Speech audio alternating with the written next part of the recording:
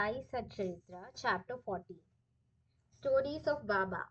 In this chapter, we give two stories. That is how Baba attended the Udyapan ceremony organized by Mr. B.V. Dev's mother at his house at Danu, and second, how Baba attended the Shimga dinner party in Hemadpant's house at Bandra. Preliminary. Blessed is Sri Sai Samartha,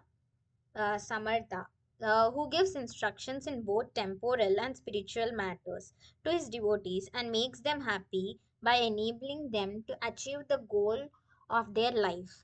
Sai, when places his hand on their heads, transfers his power to them and thus destroying the sense of differentiation, makes them attain the unattainable thing.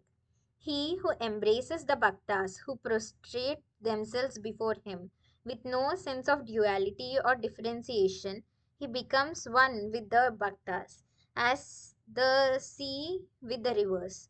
Now, to revert to the stories of this chapter, Mr. Dev's Udyapan ceremony. Mr.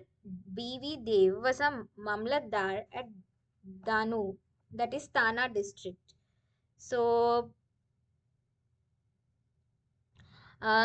his mother had observed 25 or 30 religious vows and Udyapan, that is concluding ceremony. In the connection therewith was to be performed, this ceremony included the feeding of 100 or 200 Brahmins.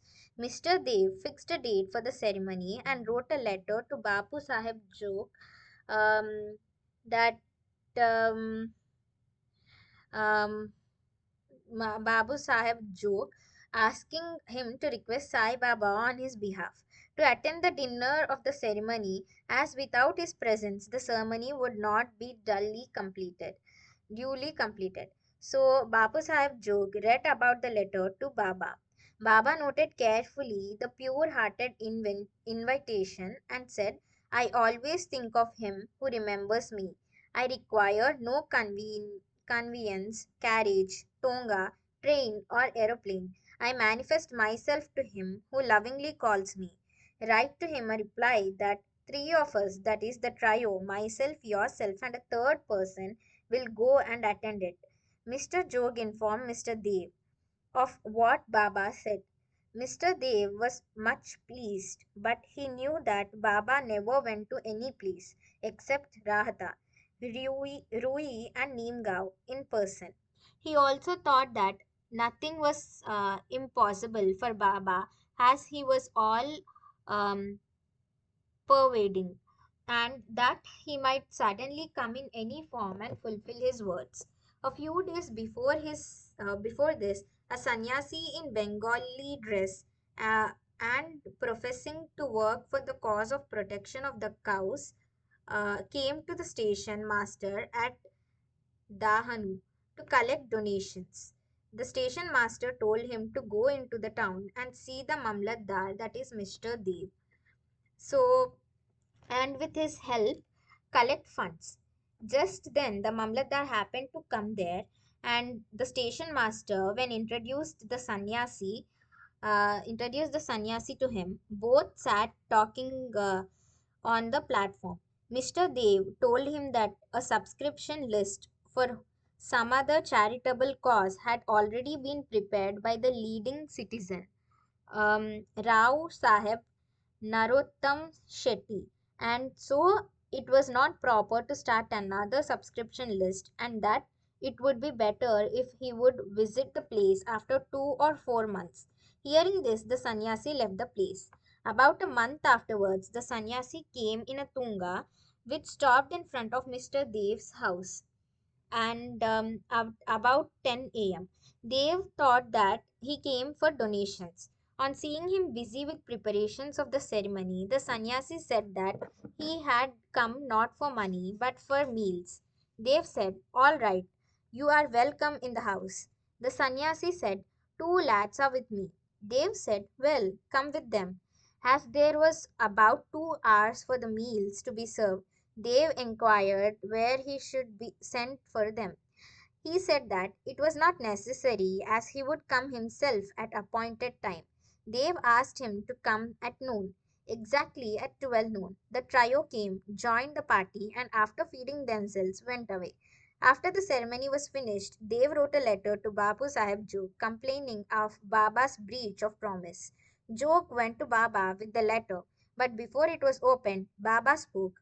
Ah, he says that I promised to him to come, but deceived him. Tell him that I did attend his dinner with two others, but he failed to recognize me. Then why did he call me at all?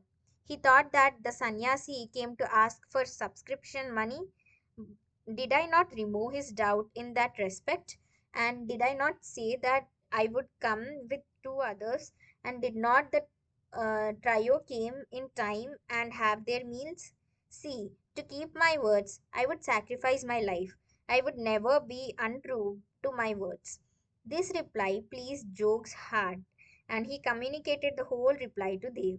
As soon as he read it, he burst into tears of joy, but he took himself to task mentally for vainly blaming Baba, and he wondered how he was deceived by the sannyasi's prior visit and his coming to him for subscriptions. How he also failed to catch the significance of sannyasi's words that he would come with two others for meals. This story clearly shows that when the devotees surrender themselves completely to their Sadguru, he sees to it that the religious functions in their houses are duly executed and complied with all the necessary formalities. Hemadpant's Shimga dinner.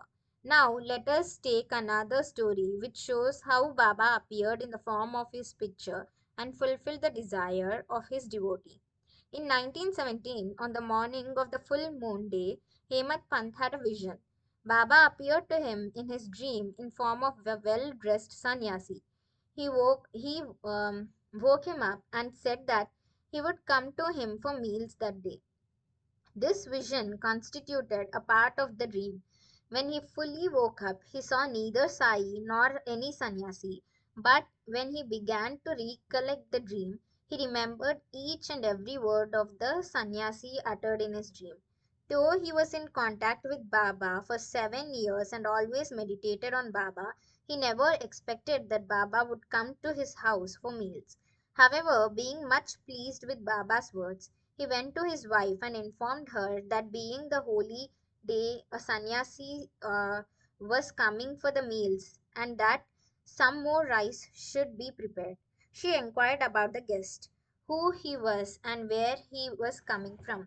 Then, not to cause any misunderstanding, he gave her the truth and told her about the dream. She doubtingly asked whether it was possible that Baba should come there, that is, Bandra from Shirdi, leaving the dainty dishes there to accept their coarse food.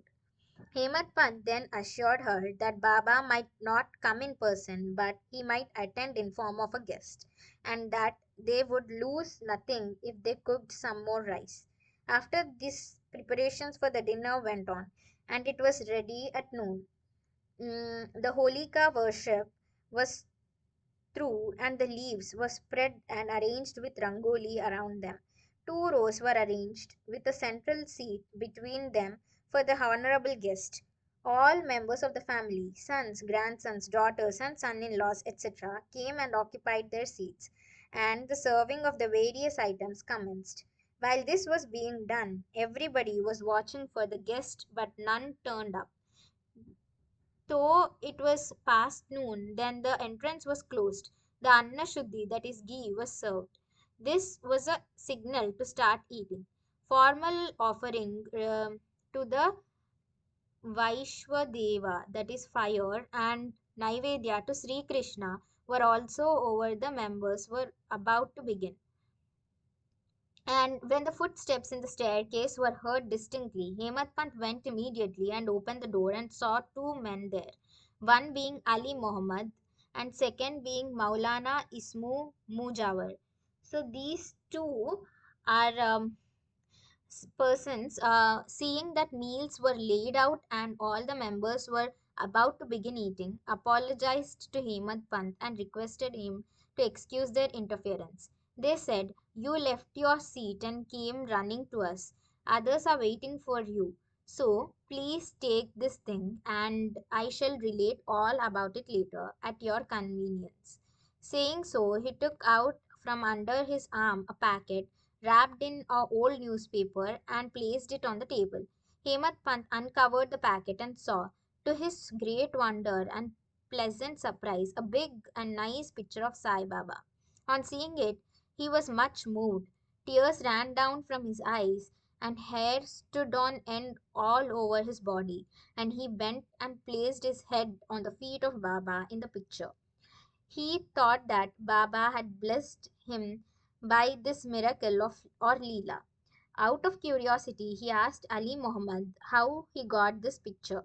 He said that he bought it from a shop and that he would give all the details about it afterwards, and wished that as all the members were waiting for him, he should go and join them. Hemat Pant thanked him, bade them goodbye, and returned to the dining hall. The picture was placed on the central seat reserved for the guest, and after making the due offering of the Naivedya, the whole party commenced eating and finished it in proper time. On seeing beautiful form of Sai in the picture, everybody was extremely pleased and wondered how all this happened. This is how Sai Baba fulfilled his words, uttered by him in the dream of Hemadpant.